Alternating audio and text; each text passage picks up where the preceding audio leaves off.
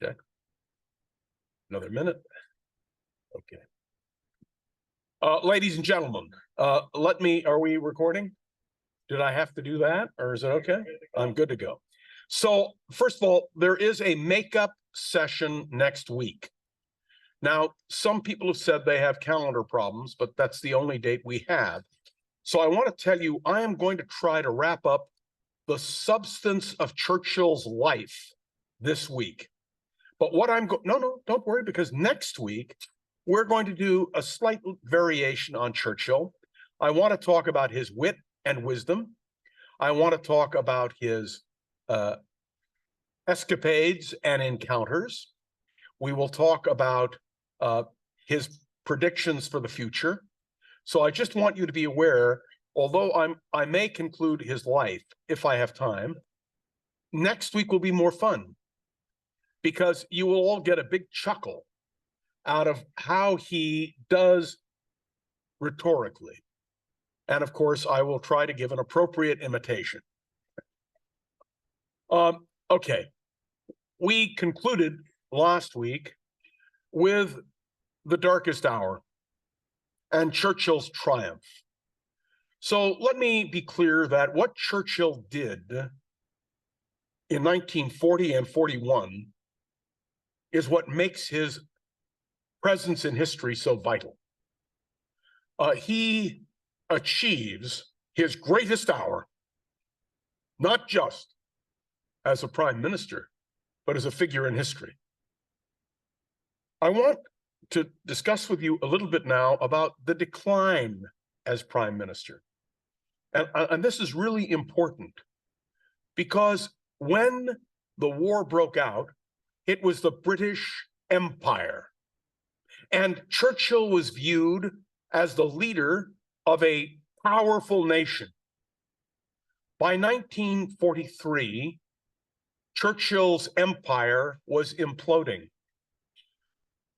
Britain was virtually bankrupt. They relied on loans from the United States. But most significant, which I will try to explain today, Roosevelt had considered Churchill his full partner. And I have a multi-volume series of his correspondence with Churchill. I wish that I could read it to you. Still better, if you were in college, I would have assigned you to take it out of the library and read it yourself, because it shows the interaction between two great leaders. But let me point out now that by 1943, Great Britain really was bankrupt. The empire was imploding. What Churchill had offered was leadership through rhetoric, but the substance of Britain's power had evaporated. We know that during the war, Churchill first met Stalin and Roosevelt in person on November 28th to December 1st of 1943. They met in Tehran, and the Shah of Iran, who we all remember, let me remind you, the Shah's father, Reza Pahlavi, had been removed from power by the Allies because he was viewed as pro-Hitler. Actually, he was really just anti-British and anti-American. He was not advocating for the Axis, but he knew that he had a better partner in Hitler. So when, in 1943, Churchill, Roosevelt, and Stalin meet, it is the first indication that Churchill has of his declining power. And what I mean by that is Roosevelt and Stalin could make fun of him and make fun with him. And Churchill felt sort of like the odd man out. And let me explain the logic behind it. Roosevelt understood that in order to win the war, you had to have Stalin. You had to have the might of the Soviet Union. And remember that after the Battle of Leningrad and then Stalingrad, that Stalin was proving to be not only a powerful force, but an inspiration to his people. Remember that in those days, friendship with the Soviet Union was viewed as essential. And you may not remember this, but Lend-Lease was extended to the Soviet Union. We provided Stalin. And remember, Churchill had hated Stalin, had hated the Soviets. He often said that he wished that when Great Britain supported the White Russians in the late teens and early 20s, that they had strangled the Bolsheviks in their cradle. Now, what caused the turnaround? The turnaround was that the great enemy was Hitler. The enemy of my enemy is my friend. It is not just a line that is used in the Middle East to describe relations there. It very much had to do with Stalin and Churchill and Roosevelt. Now, after the conference, where, by the way, I just have to point this out, I talked about this in my class on Franklin Roosevelt. Roosevelt's health was deteriorating badly. And in order for him to do the tourist sites, he had to be lifted. And frankly, Roosevelt was exhausted physically. And Churchill, for the first time, understood the nature of the mortality. And we're going to get to Roosevelt's death and how it affected Churchill, but we'll get to that in a few minutes. In 1942, 43, 44, what did Stalin want more than anything else? A second front.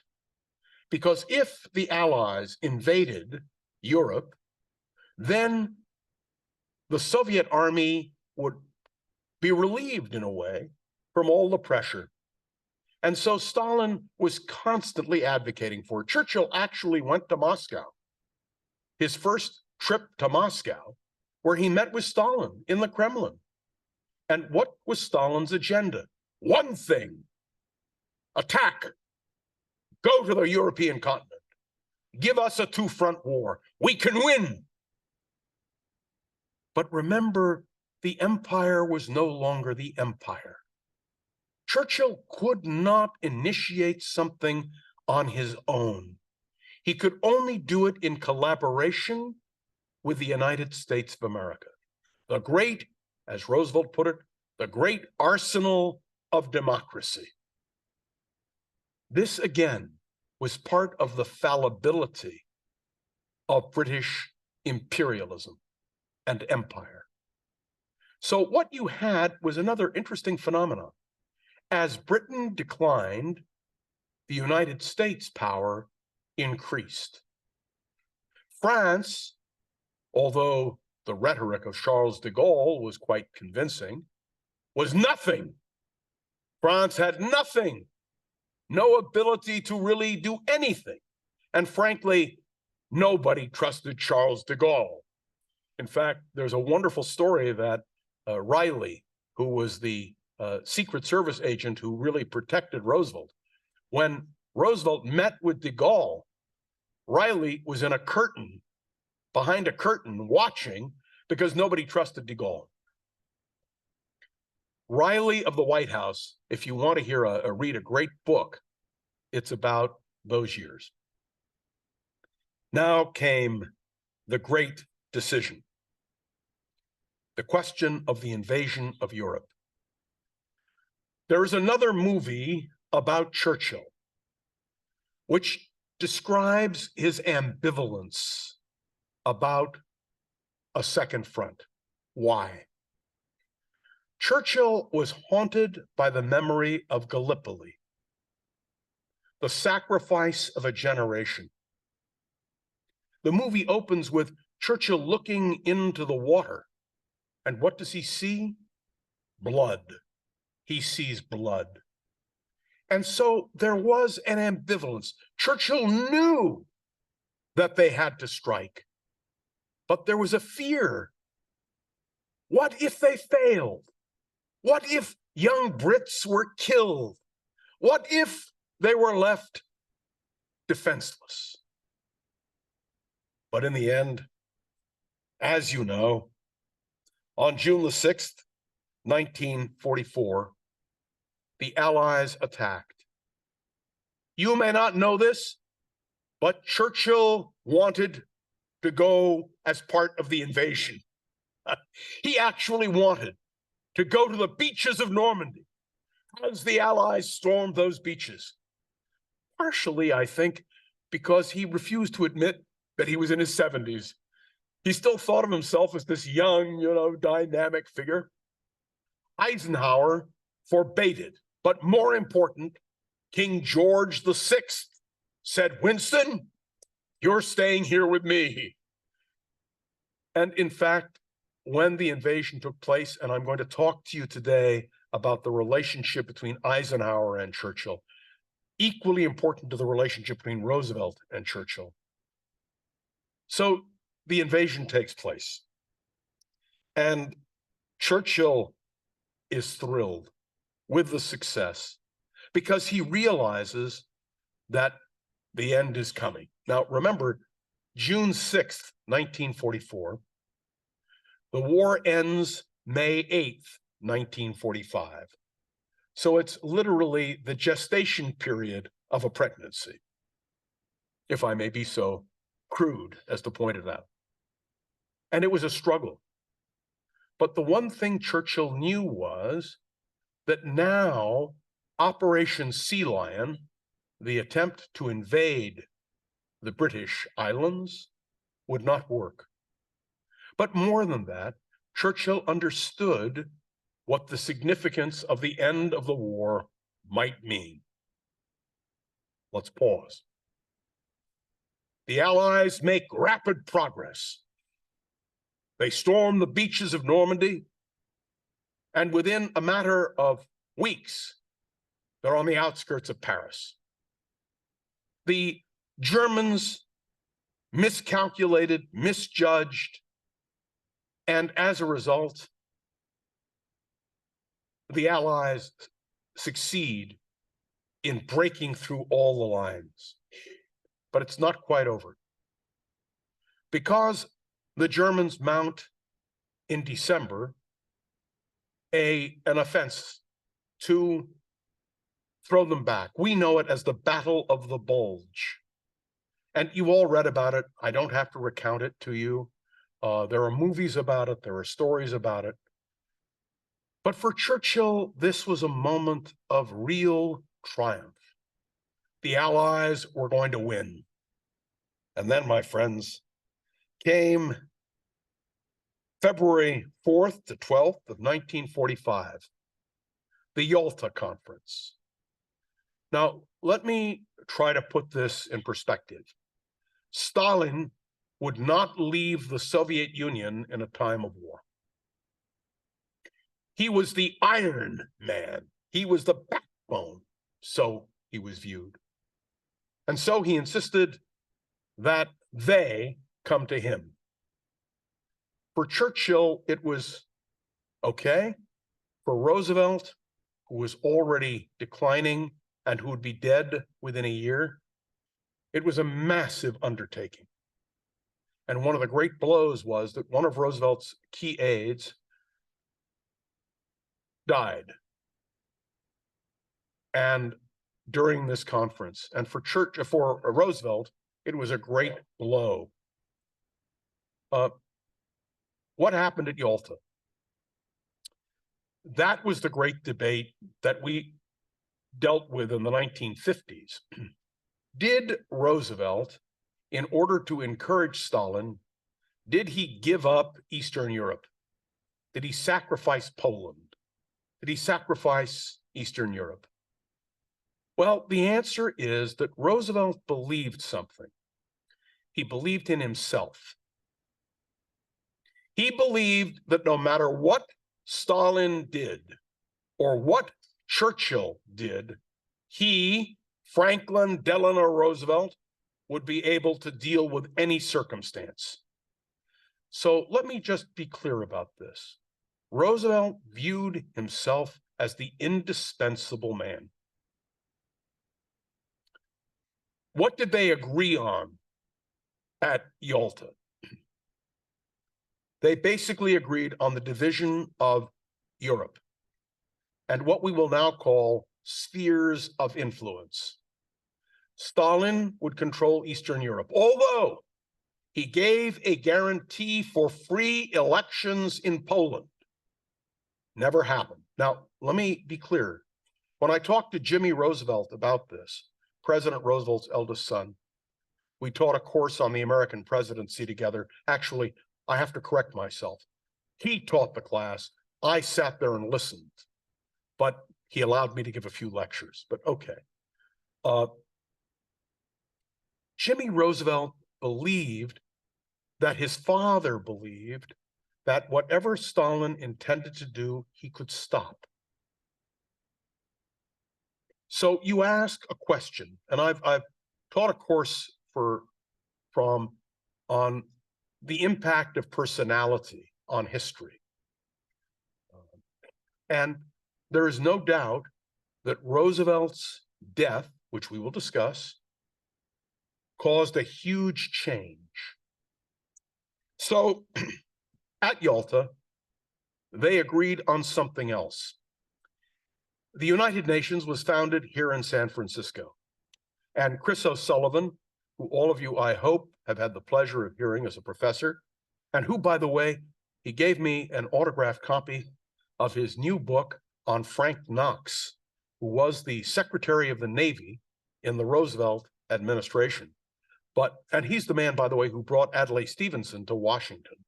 But more than that, from my vantage point, is Frank Knox was the defeated candidate for Vice President of the United States on the ticket with Alf Landon in 1936. Their slogan was, "Off the rocks with Landon and Knox." The Democrats turned it around and say, Landon and Knox, there are a lot of knocks in that campaign. Let me just say to you, it's a great book. It's about $120 for a slim volume. And I think Chris told me they only printed 300 copies. But if you want to have a great reading experience and you have a little extra cash, talk to Chris, and I'm sure he can get you a copy. He might even sign it for you. Anyway, at Yalta, there was a decision made to proceed with the United Nations organization. And this also is very significant because the League of Nations had failed as an organization. I could teach a class on the failure of the League of Nations and how the UN was designed to change that mistake. But the important element here is that Stalin agreed, but he wanted the Soviet Union to have 3 votes in the United Nations. And so it was that Ukraine, which is now such an issue, was viewed as an independent nation. Belarus was also viewed as independent, and the Soviet Union.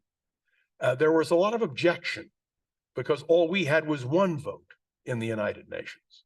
And of course, the other great question was whether or not veto power would be given to the Allies. But that's another story. And by the way, Chris wrote a wonderful book on the United Nations, which I'm sure he could supply you as well.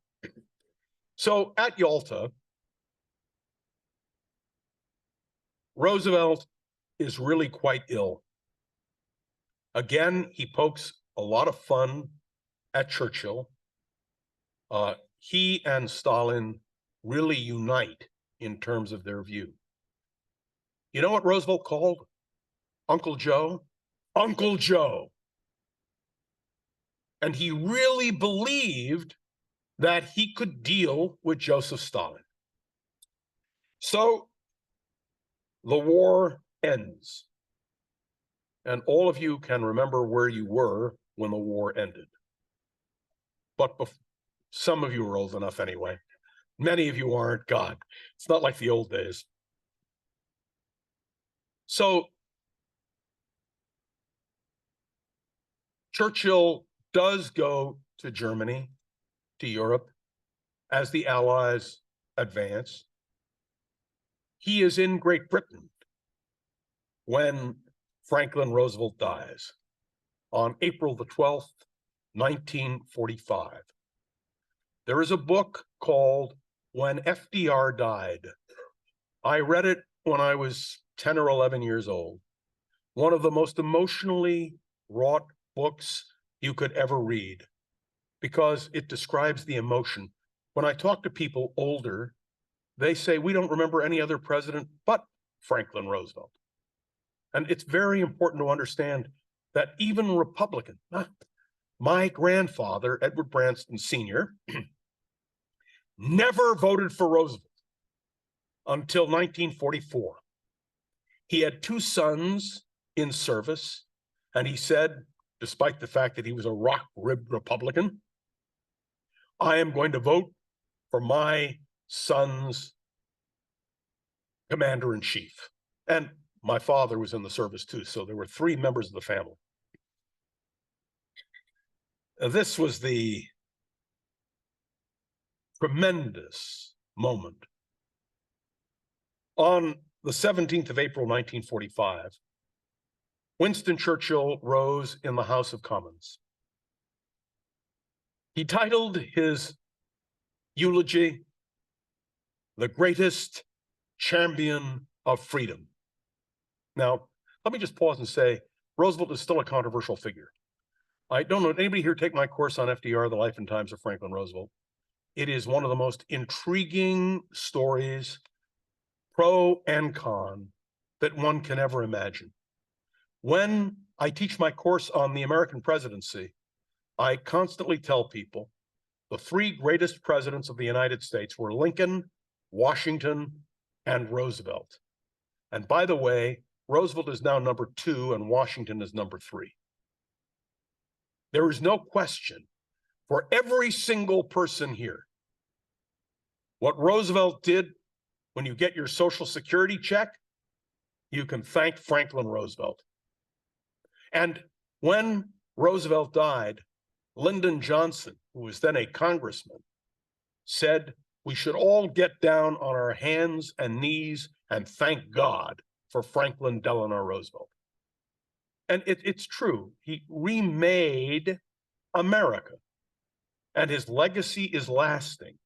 Whether you agree with everything he did or not, we could talk about all the negatives of Roosevelt. And when I taught the course on Roosevelt, as I did here with you on Churchill, I point out the negatives. But Churchill regarded President Roosevelt's death as almost a physical blow, as if he had been hit in the solar plexus. Their long and cordial association had been unique in the annals of Western statesmanship. And it's true. They were friends and they were allies together. In the spring of 1945, with Hitler's Germany in full retreat, but with Stalin's Russia advancing inexorably toward the east, Churchill deeply regretted this sudden weakening of the Anglo-American leadership and collaboration. He believed that if Roosevelt were healthy, alive, that relationship might have survived. When he heard of Roosevelt's death, he wept. His first thought was to fly to Washington for the funeral, where he hoped to establish a close and cordial relationship with a new president, Harry S. Truman, about whom we will speak in a moment. He chose in the end not to go. Eventually, he just couldn't do it, a decision which he later regretted. His eulogy of Franklin Roosevelt was feverishly composed over lunch between the memorial service held for Roosevelt at St. Paul's that morning and the meeting of the Commons in the afternoon. The House was crowded to hear him, but he was held up an hour by trivial but distracting debate concerning the admission of recently released Scottish National MP. You understand, while Churchill was dealing with earth-shaking moments, He was consumed by domestic politics. I couldn't help but reflect that when the Israeli Minister of Defense yesterday spoke, he quoted Winston Churchill, and then he turned around and had to go back to domestic politics in Israel. Thus delayed, and with the early inspiration gone, Churchill eventually delivered his eulogy. His restive audience was clearly less impressed than usual. John Covell considered it adequate, but not one of his finest efforts. And Harold Nicholson agreed, and I quote, "I did not think him very good. Nothing like so good as when he made the funeral oration on Neville Chamberlain, which we described last week, which was truly brilliant. Nevertheless, the speech reads magnificently." Now I have it here. I'm not going to read it to you, except I want you to hear the opening and the closing. "My friendship with the great man to whose work and fame we pay our tribute today began and ripened during the war." Remember, Churchill met Roosevelt. Roosevelt met Churchill in the First World War. Churchill couldn't remember meeting Roosevelt. He was Assistant Secretary of the Navy. He was nobody.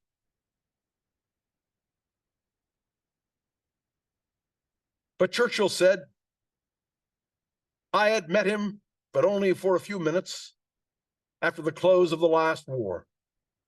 And as soon as I went to the Admiralty in September of 1939, he telegraphed, inviting me to correspond with him directly on naval and other matters, if at any time I was so inclined." This multi-volume collection of their correspondence is riveting. It's riveting. Having obtained the permission of the Prime Minister, I did so, knowing President Roosevelt's keen interest in sea warfare. I furnished him with a stream of information about our naval affairs and about the various actions, including especially the action, well, he goes on to describe various actions. Do you remember if anybody been to Hyde Park? When you go to Hyde Park, they're all the naval prints, because Roosevelt was a product really of the Navy. He had been Assistant Secretary of the Navy under Josephus Daniels in the First World War, and it was a defining moment for him. He loved the sea. Churchill goes on, "When I became Prime Minister and the war broke out in all its hideous fury, when our own life and survival hung in the balance, I was already in possession of a telegraph to the President on terms of association, which had become recent intimate and to me most agreeable." And he points out that continued throughout the war. There was a personal bond between these two men. I think I told you the story last week of his staying in the White House after Pearl Harbor.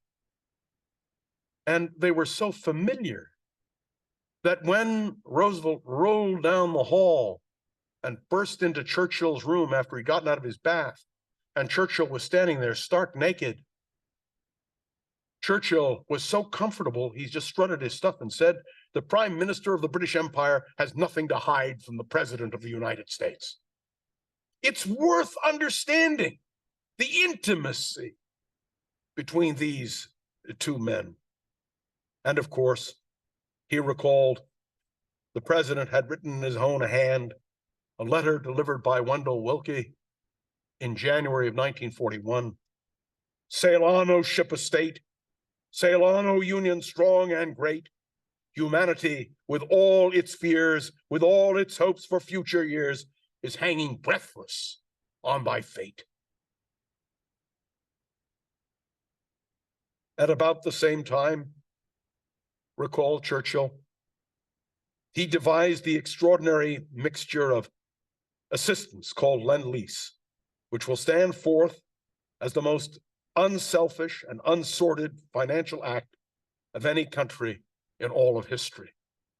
We threw a lifeline to a dying empire. And it was in our interest to do so. We did not do it selflessly, although Churchill describes it that way, just like we threw a lifeline to Stalin. We understood. Roosevelt understood. At Yalta, Churchill noted, I noticed that the president was ailing. His captivating smile, his gay and charming manner had not deserted him, but his face had a transparency, an air of purification, and often there was a faraway look in his eyes. When I took my leave of him in Alexandria Harbor, I must confess that I had an indefinable sense of fear that his health and his strength were on ebb. To the end, he faced his immeasurable tasks unflinchingly. One of the tasks of the president is to sign maybe 100 or 200 state papers with his own hand every day, commissions and so forth. All this he continued to carry out with the utmost strictness. When death came suddenly upon him, he had finished his mail. That portion of his day's work was done. As the saying goes, he died in harness, and we may well say, in the battle harness, like his soldiers, sailors, and airmen, who side by side with ours are carrying on their task to the end all over the world. What an enviable death was his. He had brought his country through the worst of its perils and the heaviest of its toils. Victory had cast its sure and steady beam upon him. Churchill concluded his eulogy with these words. But all this was no more than worldly power and grandeur. Had it not been that the causes of human freedom and of social justice, to which so much of his life had been given, added a luster to this power and pomp and warlike might, a luster which will long live as discernible among men. He has left behind him a hand of resolute and able men handling the numerous interrelated parts of the vast American war machine. He has left a successor which comes forward with firm step and more conviction to carry on the tasks to the appointed end. For us, it remains only to say that in Franklin Roosevelt, there died the greatest American friend we have ever known, and the greatest champion of freedom.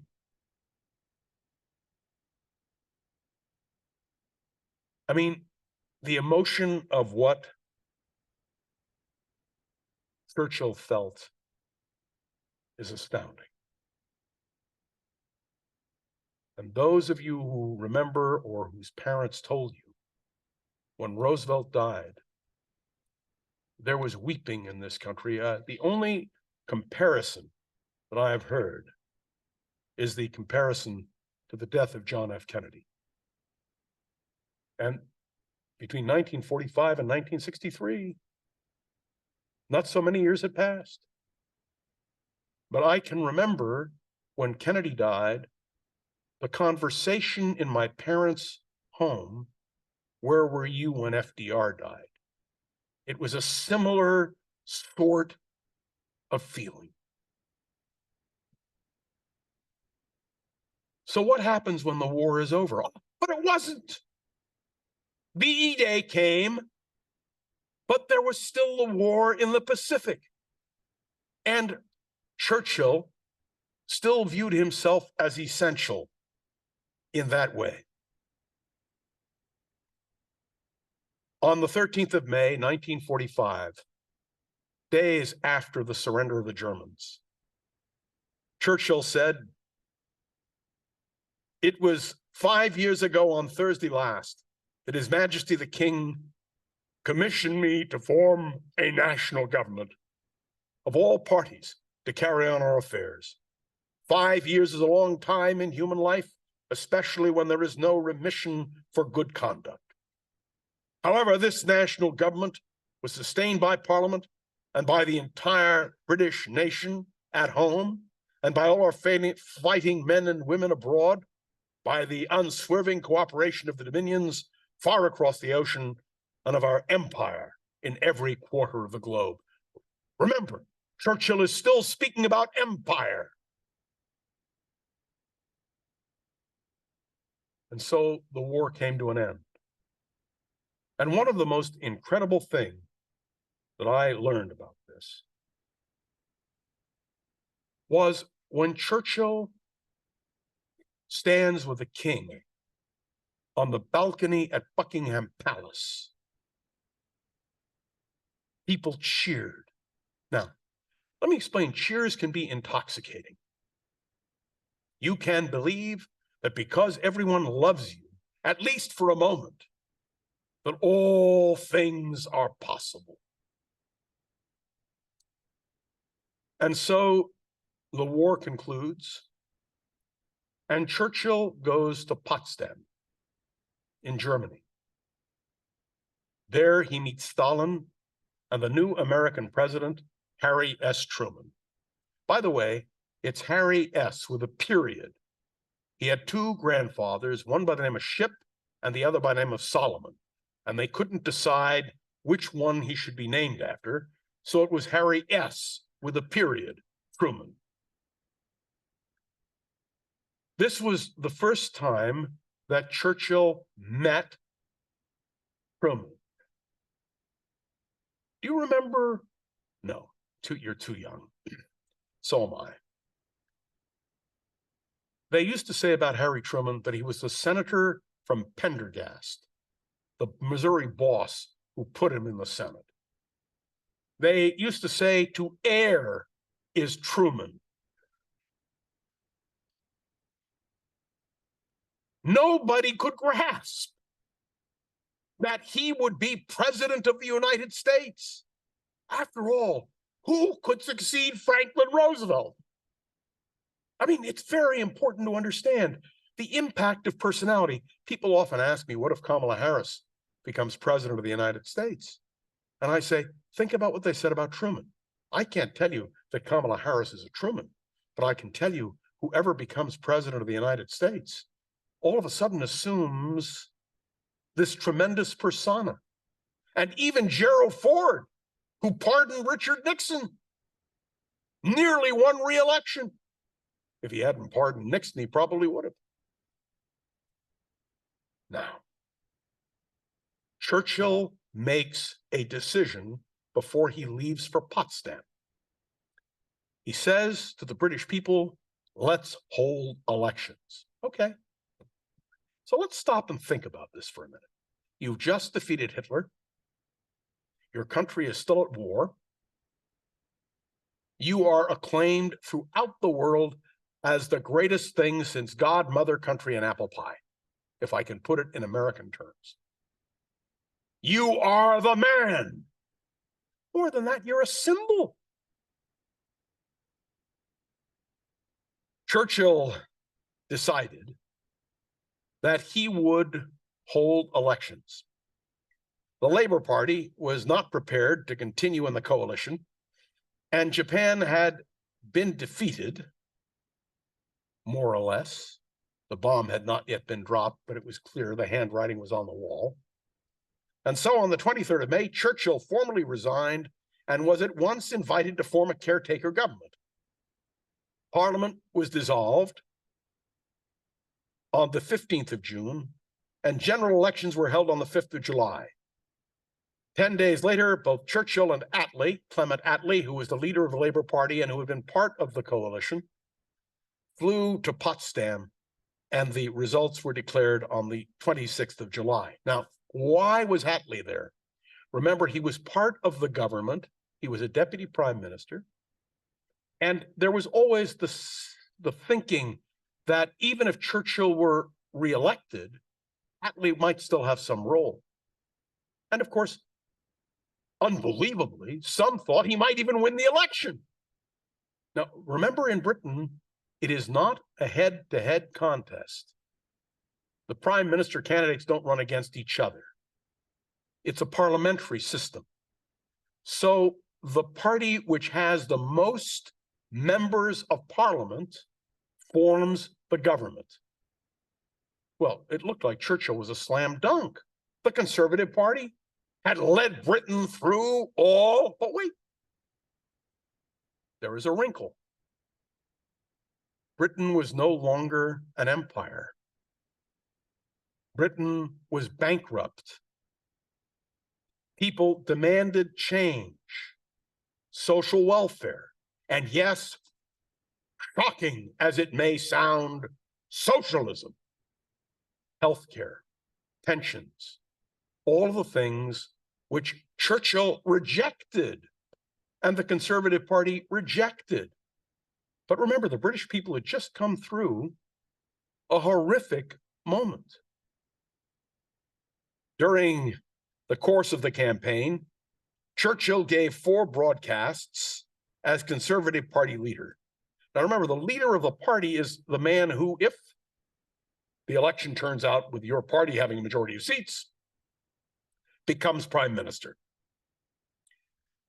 Of these, first was made memorable by its vicious, and I'm going to tell you this frankly, deplorable attack on the Labour Party. Some form of Gestapo, Churchill thundered about Labour. His wonderful wife, Clementine Churchill, vainly begged him to delete the Gestapo passage.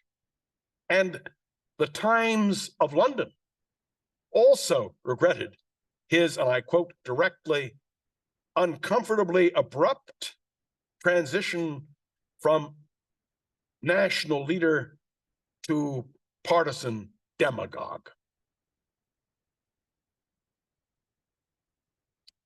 Sir Charles Wilson, Churchill's doctor, thought it showed that his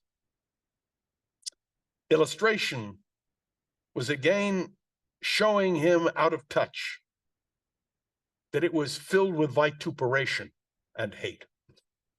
Now, there is an arrogance of power. Churchill, remember, had been a member of the Labour Party, however briefly. He was not opposed to some social reform. He proved that in the opposition and then as prime minister. But he decided to unload.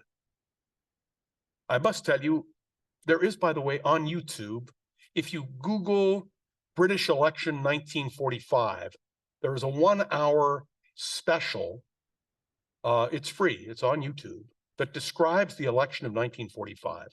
I found it riveting because it's politics, clear and simple. Although Attlee gave a very effective reply on the following evening, it was not at all clear this notorious broadcast, I believe, profoundly influenced the outcome of the election. Indeed, some conservatives actually approved of it. But bluntly and without any hesitation, I say, it greatly damaged Churchill's reputation for generosity and magnanimity. It was a disquieting reminder of his well-known lack of judgment. That's right, lack of judgment, and did not bode well for what was to be his years in opposition again as leader. I have the speech here. I'm not going to read it to you. I've given you the highlights of it. But I do want you to understand what a fascinating moment it was. Now, everybody thought the Conservative Party would win. Churchill and Attlee are in Potsdam. Now, just before the election, Churchill had a nightmare that he lost. He had a foreboding, a feeling that he would lose the election. And indeed, he did. Decisively, overwhelmingly. He was stunned. I mean, he couldn't believe it. And yet, being a democracy, that's what Britain did. There was a transition. I must tell you that the end of Churchill's year in the war as prime minister was really something. Now, I want to transition. I want you to know something. I hate the clock. I reveal it fully and frankly. If I told you how I have to truncate things, okay. He loses. And what do you do when you lose? Don't worry. This is not the last of Winston Churchill. When we come back from the requisite break, which I give you despite great hesitation, I will describe to you another finest hour of Churchill, his meeting with Truman, and a speech he gave in Fulton, Missouri. Take 10 minutes, not more.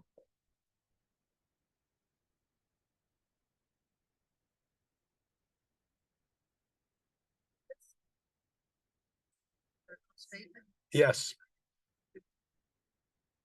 Excellent.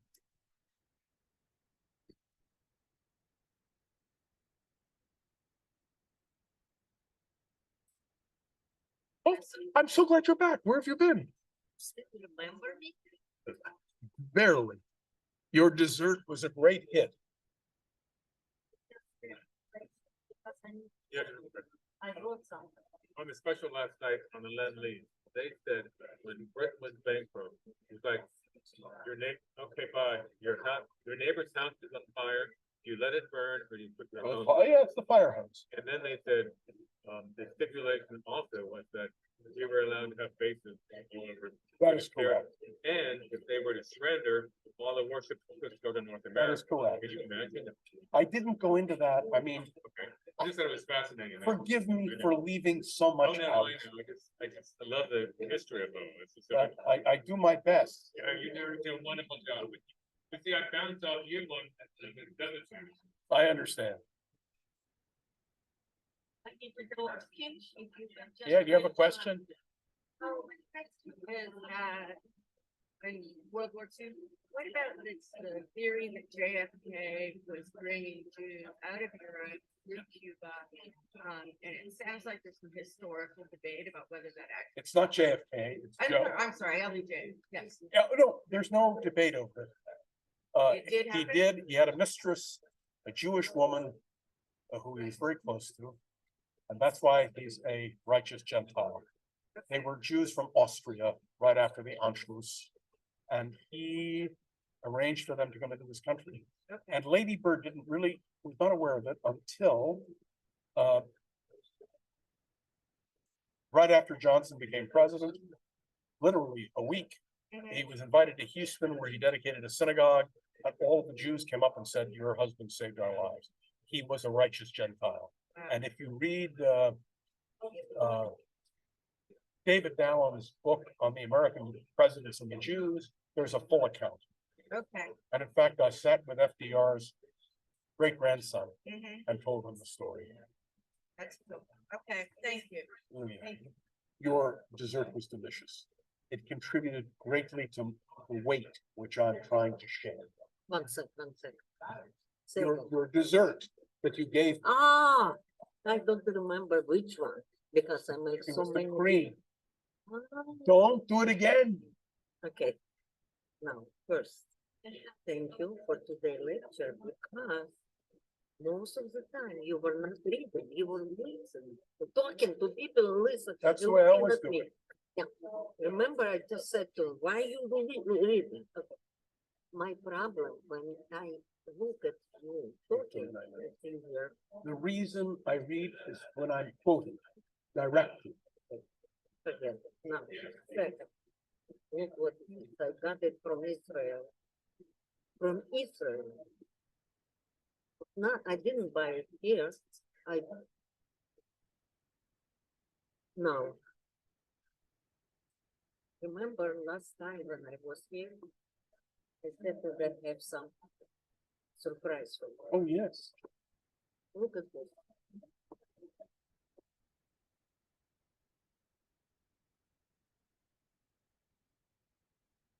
You probably don't know the story. No.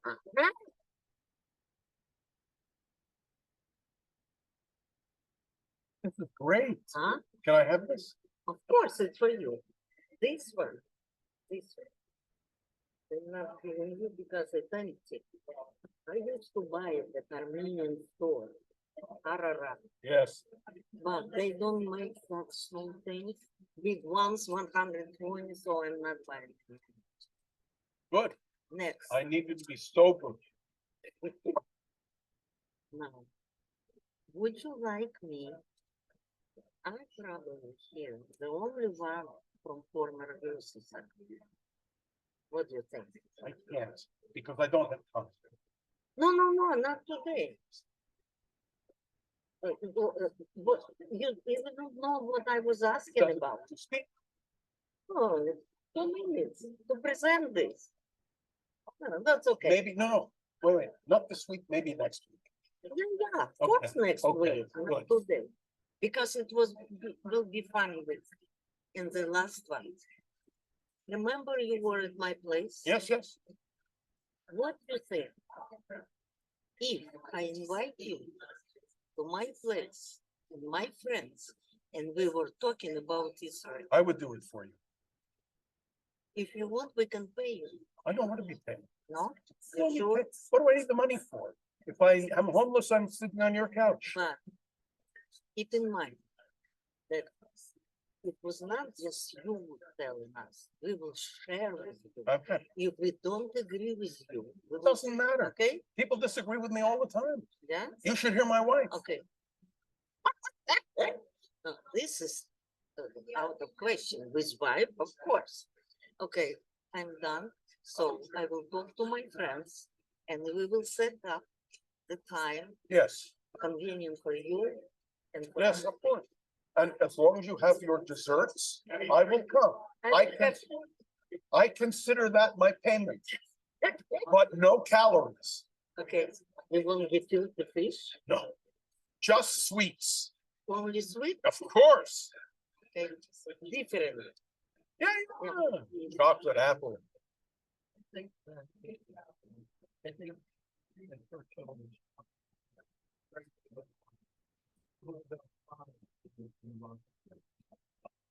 No, I agree. He is astounding. All right, I appreciate it. I hope you're enjoying the class. That's what matters. Good.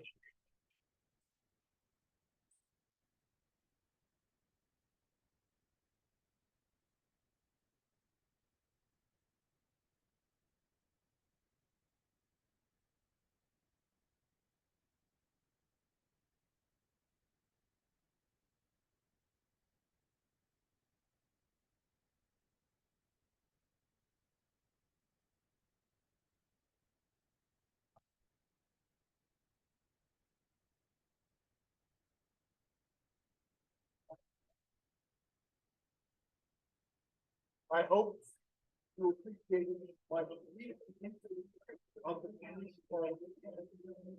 my name is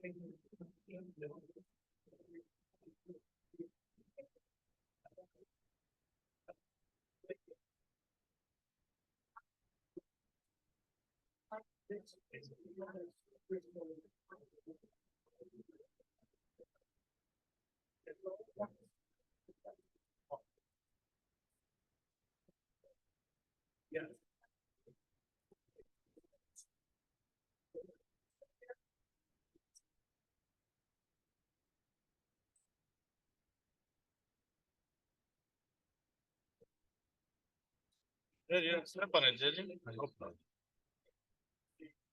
Okay, some tape. Huh? No, the break is now. Ladies and gentlemen, 2 minutes. Take your seats, please.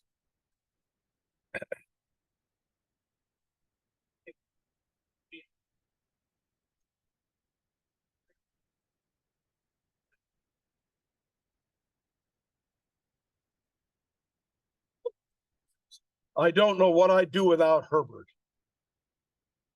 Thank you. Now, let me explain. I have a lot to cover.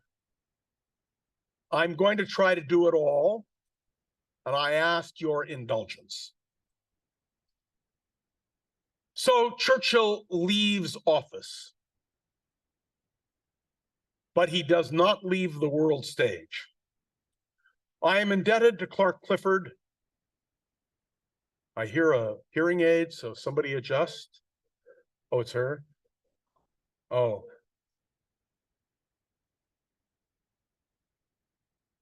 Here comes Herbert. Herbert, it's right here. You know, we have a wonderful staff at the Fromm.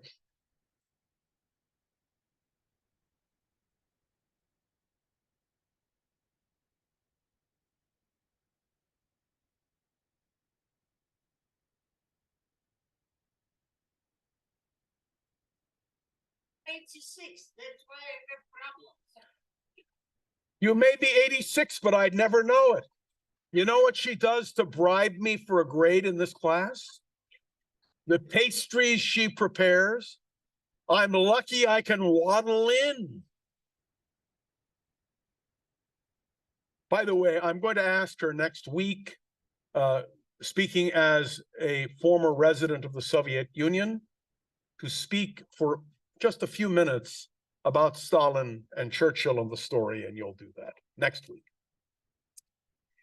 I'm indebted to Clark Clifford, who wrote a wonderful book called Counsel to the President. It's a great book, and but I read something. You know, one of the great things about teaching these classes is I have to go back and reread everything. Now, I have a pretty good memory, as you may have noticed, but when you reread it, you pick up something new.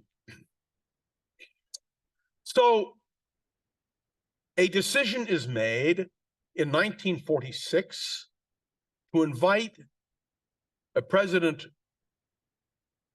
Truman invites Winston Churchill to come to the United States to speak at a small college in Fulton, Missouri. And this is how Clark Clifford recounted it. In the history of the Cold War, and small college town of Fulton, Missouri will always hold a special place of honor as the site of Winston Churchill's Iron Curtain speech. Clifford wrote, "For me, however, the name of that town in central Missouri evokes first a train ride and a poker game, and only then the famous speech." Okay, a poker game? I am supposed to talk about a poker game? Okay. Churchill was clearly pleased, writes Clifford, at being invited to Fulton. And he wanted to work on his speech. And so he did. But let me explain that Truman was very conscious of not slighting Winston Churchill. In fact, you may not believe this, but imagine giving an apple to a teacher in order to make them more amenable, or a sweet to a teacher. So Churchill is invited to participate in a poker game. And Truman sets it up. He says, let him win.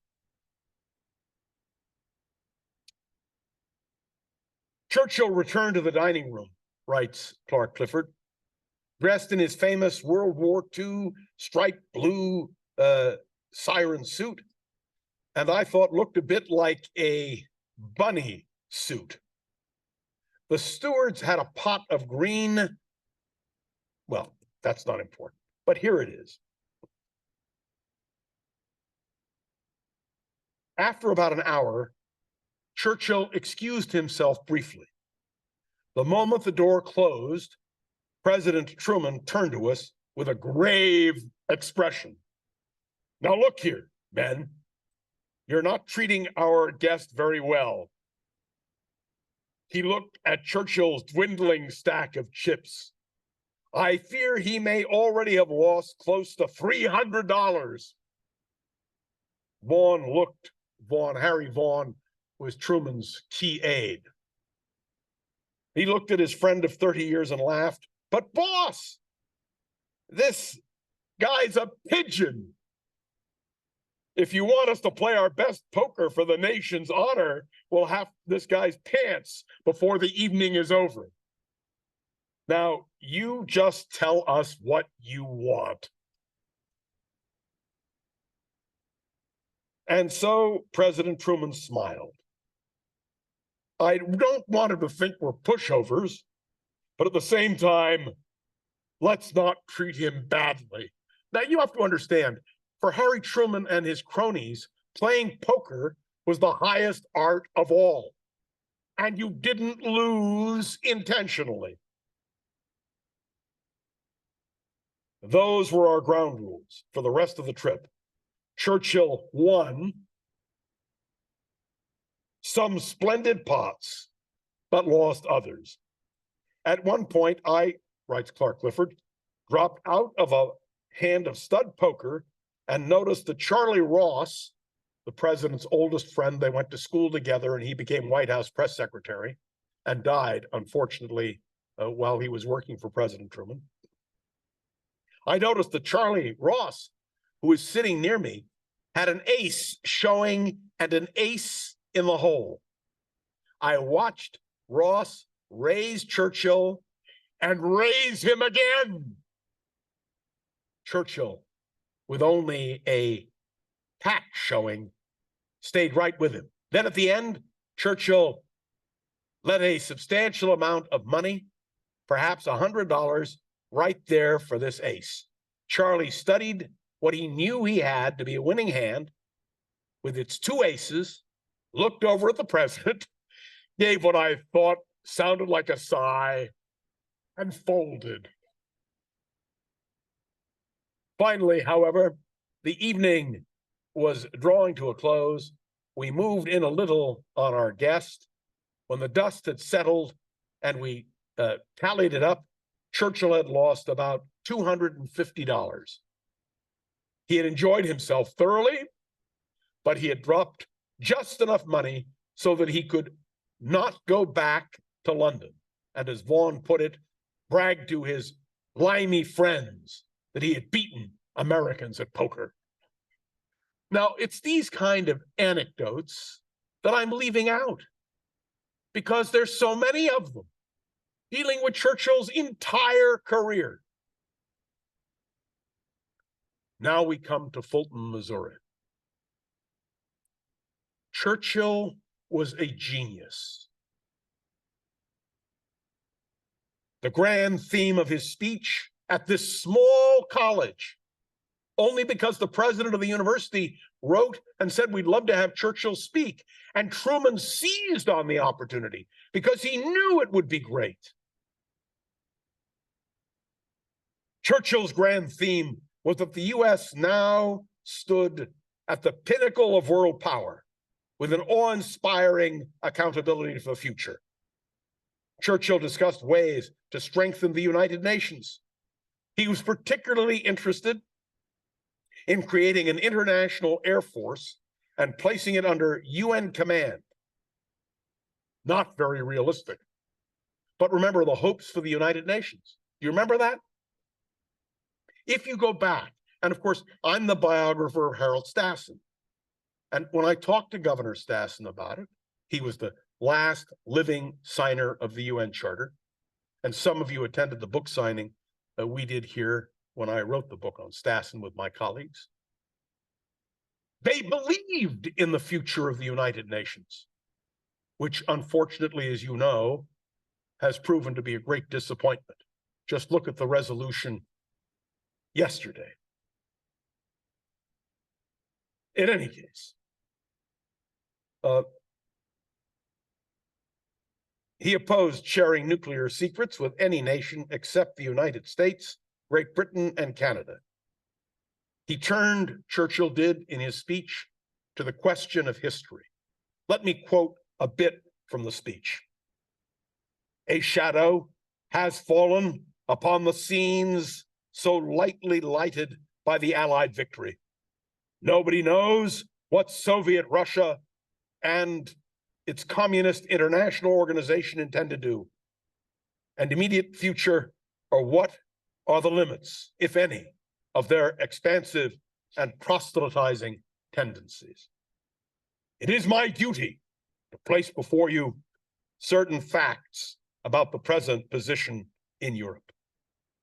And then came the words which defined the Cold War. From Stettin in the Baltic to Trieste in the Adriatic, an iron curtain has descended upon the continent. An iron curtain. You remember the expression behind the iron curtain? It came from Churchill. Behind the line lie all the capitals of the ancient states of Central and Eastern Europe: Warsaw, Berlin, Prague, Vienna, Budapest, Bucharest, and Sofia. All the famous cities and their populations around them lie in what I might call the Soviet sphere.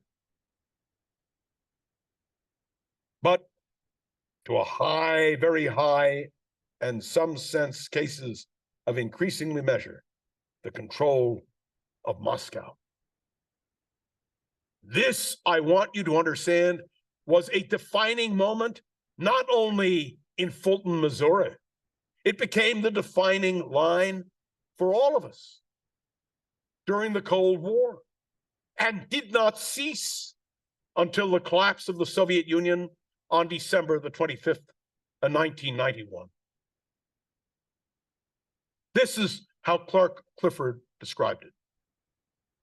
As I heard Churchill proclaim those words in his peculiar rambling cadence, I felt their force much more strongly than I had when reading the text the day before.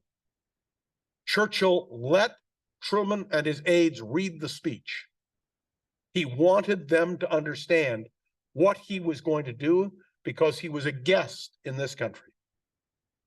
But even then, writes Clifford, none of us recognized the impact of that phrase would have. Indeed, the next day's newspaper coverage focused on Churchill's call for Anglo-American cooperation, not on the description of the Soviet Union. Do you understand? The audience had sat silently during the Iron Curtain passage. It interested me that Churchill's next sentence, taken out of context by the crowd, "I do not believe that Soviet Russia wants war," evoked strong applause. And Churchill continued, "What this desire is the fruits of war and the indefinite expansion of their powers and doctrines. I am convinced that there is nothing they admire so much as strength, and there is nothing for which they have less respect for than weakness, especially military weakness. For that reason, the old doctrine of a balance of power is unsound."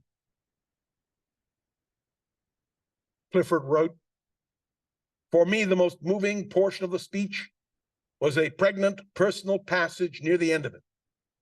It was to remain in my mind as I was drawn into the discussion and analysis of Soviet intentions and behavior later that year."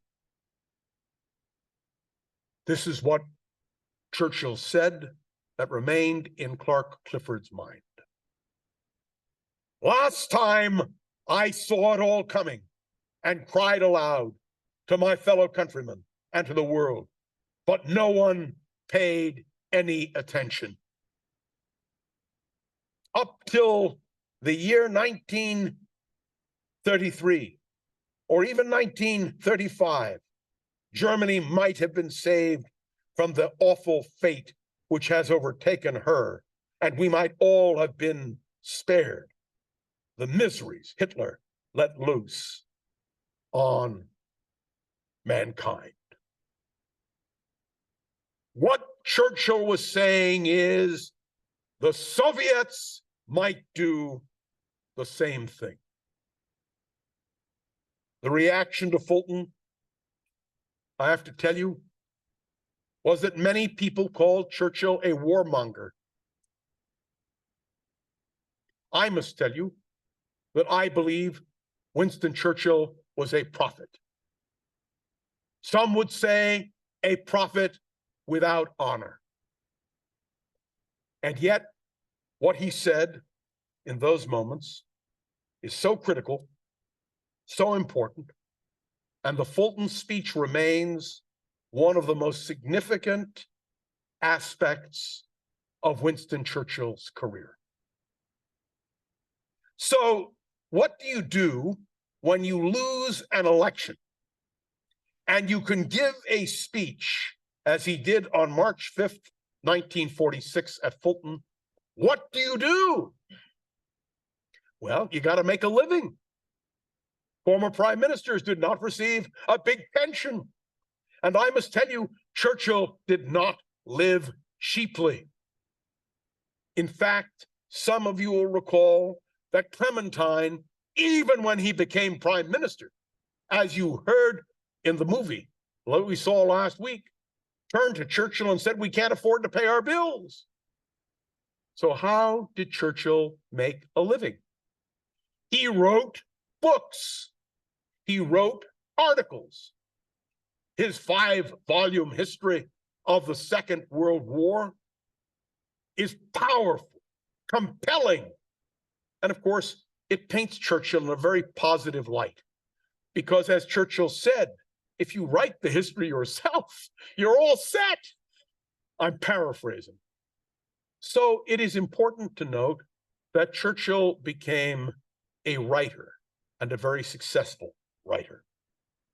He runs still as head of the Conservative Party, and he loses the election twice before ultimately on October 26th, 1951, he becomes prime minister for a second term. I want you to understand he is an old man.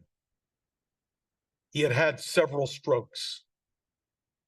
His doctor, Dr. Moran, wrote a book about Churchill. It's Lord Moran's diary. And when you read it, you read the tragic portrait of a great man who could, on occasion, rise to great heights, but who was diminished tremendously by age. I want you to know that on December the 10th, 1953, Winston Churchill was awarded the Nobel Prize for literature. His history of the Second World War, his history of the English-speaking people. Incredible. How did he write his books? He sat in his bathtub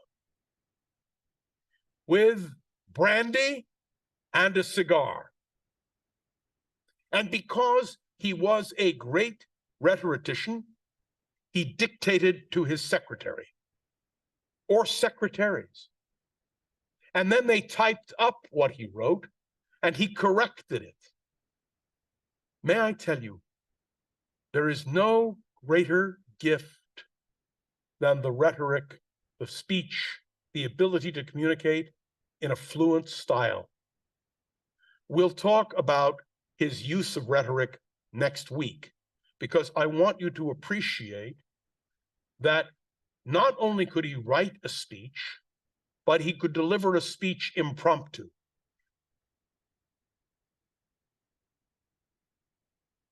He becomes prime minister at a time when Britain's power is slipping.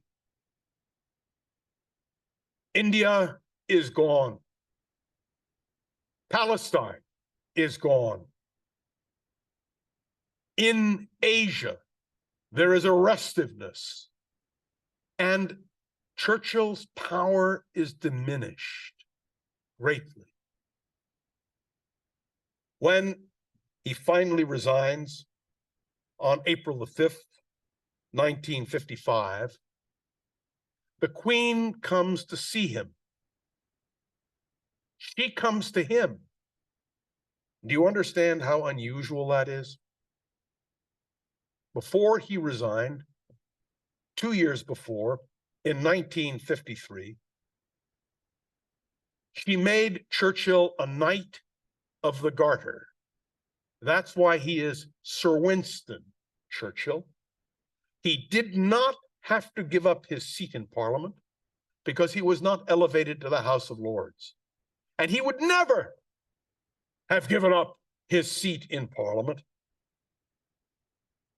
The awards and decorations conferred on Churchill during his lifetime were a tribute to his talents, leadership, courage, humanity.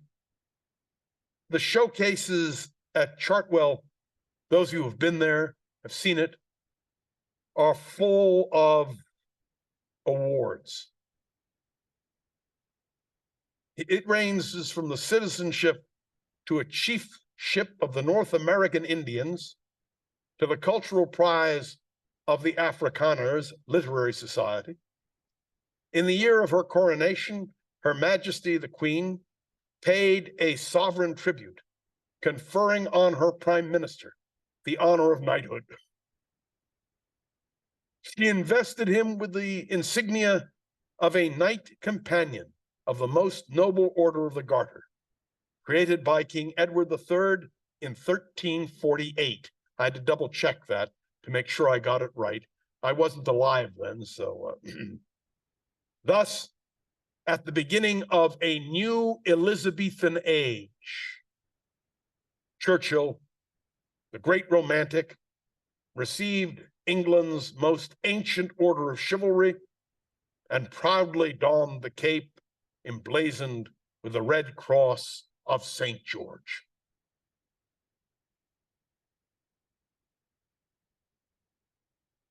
I want you to understand that with that, St. George, England, and Churchill became synonymous. What it must have meant to him in his declining years, still prime minister, to have that sense of history. You know, it's one thing to write history. It's another thing to make history. But it's another thing in your lifetime to know that you are history.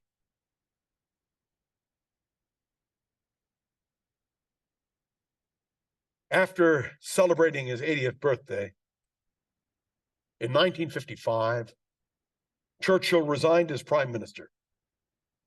And though he remained a member of Parliament, he seldom visited the House of Commons and did not speak again. It was 53 years since he first entered Parliament in 1900. In his retirement,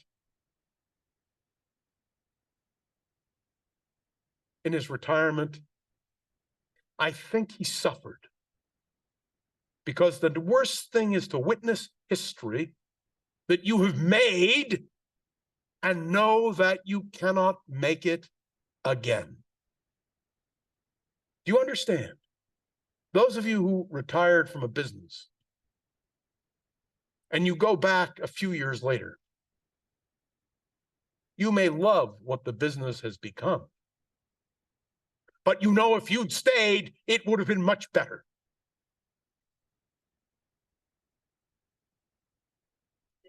Yeah.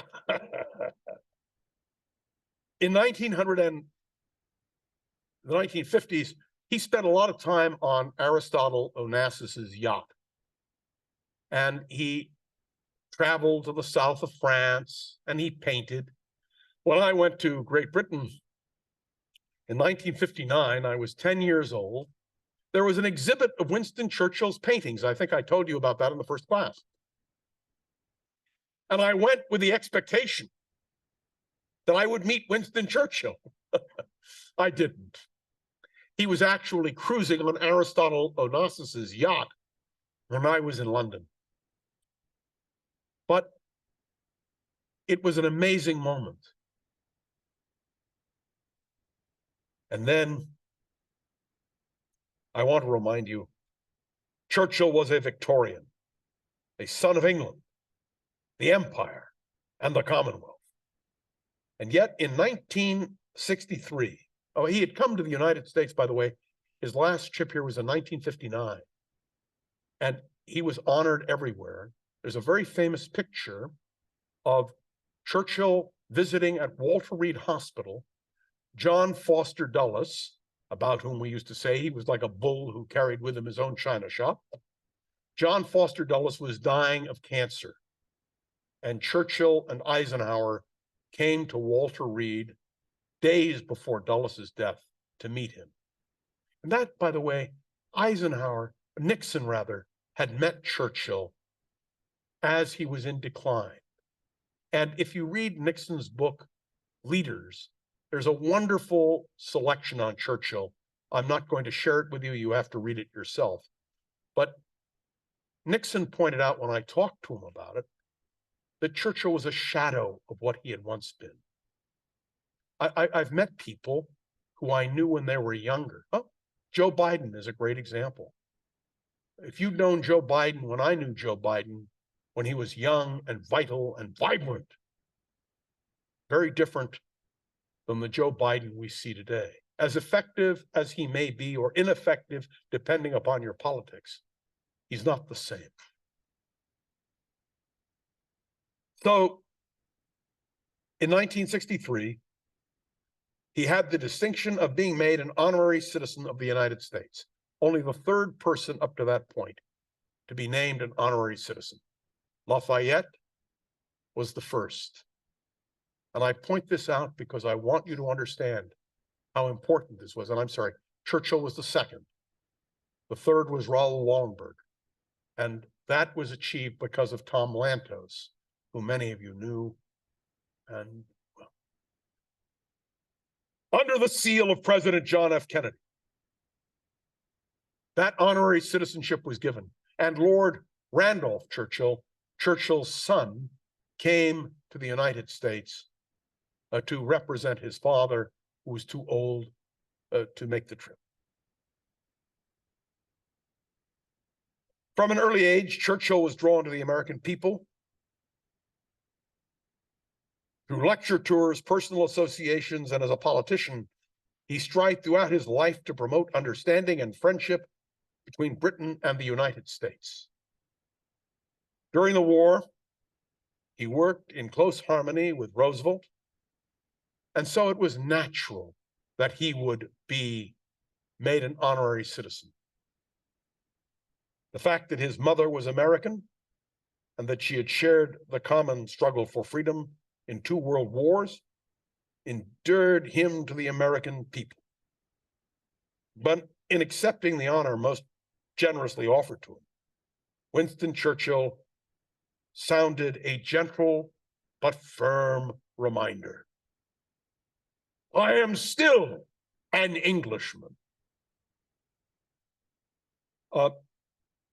It was a fascinating moment for Churchill and for America, and poignant because if you remember, Ambassador Joseph Patrick Kennedy, appointed by President Roosevelt to represent the United States as our ambassador to the Court of St. James, had been an appeaser, a supporter of Chamberlain, and some suggested even pro-Hitler.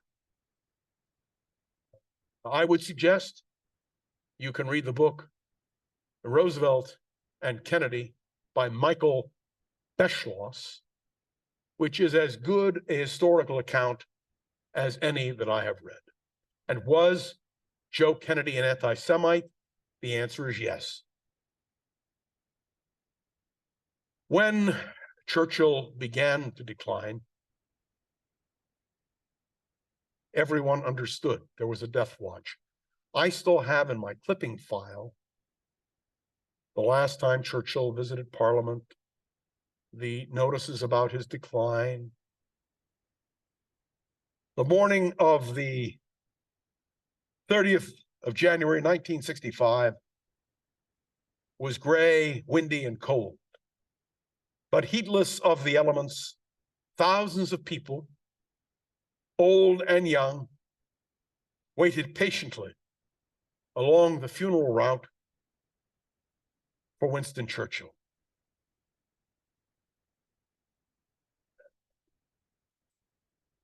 I would say my timing is impeccable, but the bell just tolled. Churchill waited to die until the date of his father's death. Now, he was in a coma, but there is no question but that Churchill understood what he was waiting for. He died on the 24th of January, 1965. He died in his home at Hyde Park Gate in the 91st year of the 70th anniversary of the death of his father, Lord Randolph. And remember, Churchill wrote a magnificent biography of his father. He wasn't close to his father, as we discussed in describing his early years. But I wanted very clearly to establish with you Churchill's relationship with three presidents: with Roosevelt, with Truman, and with Eisenhower. There is a wonderful book by my old friend Jim Hume called Eisenhower and Churchill. The introduction is written by David Eisenhower, the grandson of President Eisenhower, who, as you all know, is married to Julie Nixon. This is how David describes this encounter. In the 20th century, no two men did more than Winston Churchill and Dwight Eisenhower to combat the twin evils of tyranny, fascism, and communism. And for the most significant passage of their historic public careers, they worked in partnership, representing different nations and in distinctly different capacities and roles. In the Second World War, Churchill was the voice of freedom. Eisenhower provided the implementing hands. With the vision of an Old Testament prophet, Churchill will forever be known as the first Western statesman to decry the rise of Nazism, and his stirring rhetoric would rally England and the free world at the precipice of defeat. And after the ultimate victory over Germany, Churchill, in his Iron Curtain speech, became the first Western statesman to warn against the Stalinist threat to Europe.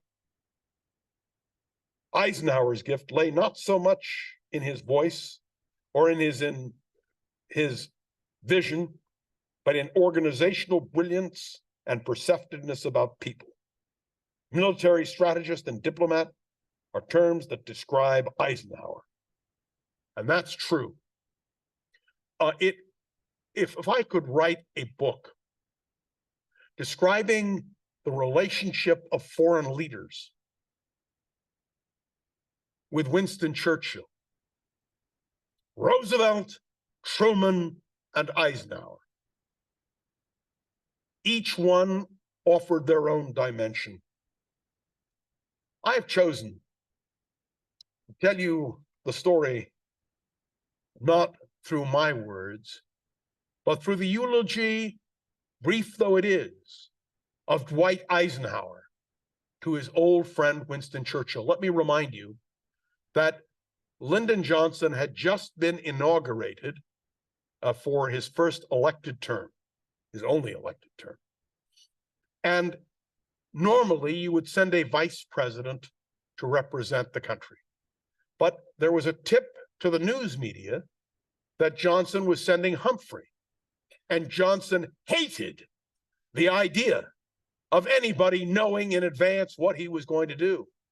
So Humphrey stayed home. And instead, in an inspired moment, Eisenhower was chosen by Johnson to represent the United States. I want to share with you what Eisenhower said. I have a recording of it. I tried actually to get it on YouTube, but all I have is on a phonograph record, and I didn't want to do that. So this is what Eisenhower said. It was broadcast by the BBC, and it was broadcast around the world. Let me say a quick word about Eisenhower. Some people felt that Eisenhower couldn't really speak clearly. His press secretary, Jim Haggerty, had a problem. And he said to Eisenhower, what are we going to do? And Eisenhower said, call the media together. Don't worry. I'll just go out there and confuse them. Eisenhower wrote much of his own material. One of the great books of all time is Crusade in Europe. It was written by Eisenhower, every single word. He also wrote much of the material for Douglas MacArthur when he was an aide to MacArthur. He also wrote for John J. Pershing. I want you to understand that Eisenhower was brilliant. He was a literary genius in his writing. This is what he said as Churchill's body was being taken down the Thames to be entombed. Upon the mighty Thames, a great avenue of history, move at this moment to their final resting place the mortal remains of Sir Winston Churchill. He was a great maker of history, but his work done, the record closed, we can almost hear him say with the poet Tennyson, sunset and evening star, and one clear call for me, twilight and evening, hell, and after the dark, and may there be no sadness in farewell as I embark. Eisenhower continued, as I, like all other free men, pause to pay a personal tribute to the giant who now passes from among us. I have no charter to speak for my countrymen, only for myself. But it is in memory. We journey back 2 decades to the time when America and Britain stood shoulder to shoulder in global conflict against tyranny, that I can presume with propriety, I think, to act as spokesman for the millions of Americans who served with me and with their British comrades during those 3 years of war on this great sector of the earth. To those men, Winston Churchill was Britain. He was the embodiment of British defiance, the threat, her courage in adversity, her calmness in danger, her moderation in success. Among the Allies, his name was spoken with respect, admiration, and affection, although they loved to chuckle at his foibles. They knew he was a staunch friend. They felt his inspirational leadership. They counted him a fighter in their ranks. The loyalty that the fighting forces of many nations here serving gave to him during the war was no less strong nor less freely given than he had in such full measure from his own countrymen. An American, I was one of those allies. During those dramatic months, I was privileged to meet, to talk, to plan, and to work with him for common goals.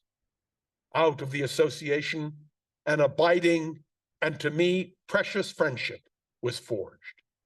It withstood the trials and frictions inescapable among men of strong convictions living in the atmosphere of war. The war, indeed, it ended. Our friendship flowered in the later and more subtle tests imposed by international politics. Then each of us, holding high official posts in his own nation, strove together so to concert the strength of our two peoples that liberty might be preserved among men and the security of the free world wholly sustained. Through a career during which personal victories alternated with defeats, glittering praise with bitter criticism, intense public activity with periods of semi-retirement, Winston Churchill lived out his 80 years. With no thought of the length of the time he might be permitted on earth, he was concerned only with the quality of the service he could render to his nation and to humanity. Though he had no fear of death, he coveted always the opportunity to continue his service. At this moment, as our hearts stand at attention, we say our affectionate, though sad goodbye to the leader of whom the entire body of free men owe so much. In the coming years, many in countless words will strive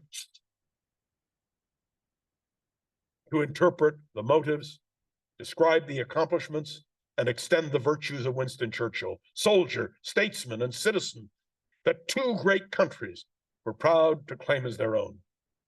Among all the things so written or spoken, there will ring out throughout all the centuries one uncontestable refrain. He was a champion of freedom.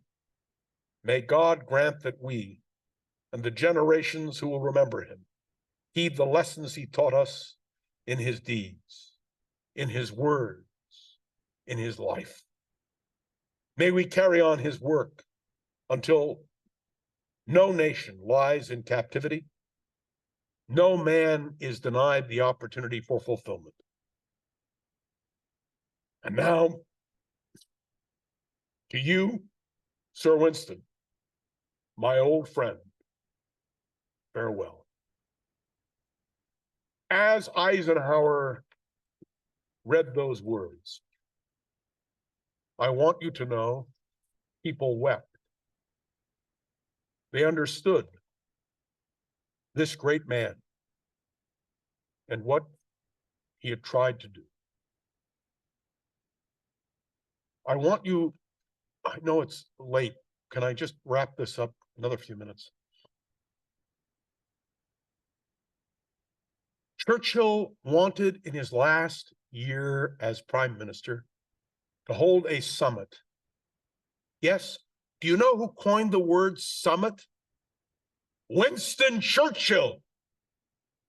He created the word summit, as he created the idea of a tank, as he coined the phrase Iron Curtain, as he coined so many phrases, some of which we will describe the next week in our concluding session. He was incomparable. But I think the great lesson of Churchill's life is that no one is perfect. That as great as a person, my wife would assure you that is true, that everyone has their strengths and their weaknesses. But Churchill was a force so powerful, so compelling. So let me conclude, and I hate to, believe me. So let me remind you that next week, first of all, I will take any questions you have, but I will also describe to you Churchill's wit, his perceptions of the future. I will try to summarize them clearly and precisely, and I will give you an opportunity to offer your thoughts about Churchill. I've recommended some books to you. I want to reaffirm two books that I think are vital. One is Churchill, Speaker of the Century, by James Humes, and the other is Eisenhower and Churchill, The Partnership That Saved the World, by James Humes. Humes went on, and I knew him very well from our years with Nixon. He went on to dress up like Churchill and do programs on campus, assuming he was Winston Churchill. And so, may I tell you, Churchill would have been so proud, because anybody who teaches a course on Churchill, anybody who tries to replicate his rhetoric, has to be a performer. Next week, I will try to make that come true. Ladies and gentlemen, thank you.